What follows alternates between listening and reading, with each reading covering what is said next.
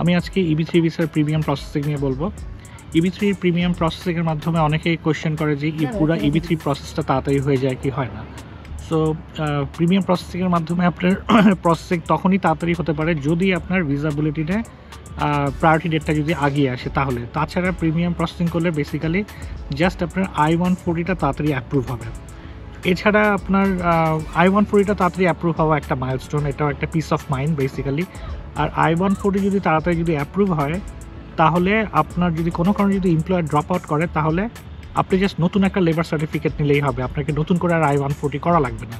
কিন্তু আপনার I-140টা অ্যাপ্রুভ হয়ে গেলে আর যদি এমপ্লয়ার যদি ড্রপ আউট করে তাহলে আপনি প্রথমে যেই লেবার সার্টিফিকেশন ডিপার্টমেন্ট অফ লেবারের সাথে করা হয়েছে ওই প্রায়োরিটি ডেটটা আপনি ইউজ করতে পারবেন, জাস্ট আপনার নতুন একটা লেবার সার্টিফিকেট লাগবে। সো I-140টা প্রিমিয়াম প্রসেসিং করাটাই আমি রিকমেন্ড করি।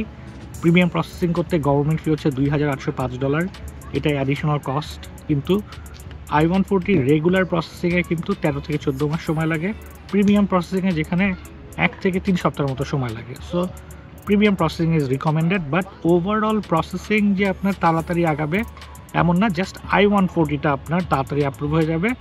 কিন্তু আপনাকে তারপরে ভিসা বুলেটিনে আপনাকে প্রায়োরিটি ডেটের জন্য ওয়েট করতে হবে গ্রিন কার্ড অ্যাপ্লিকেশনের জন্য। এই ধন্যবাদ।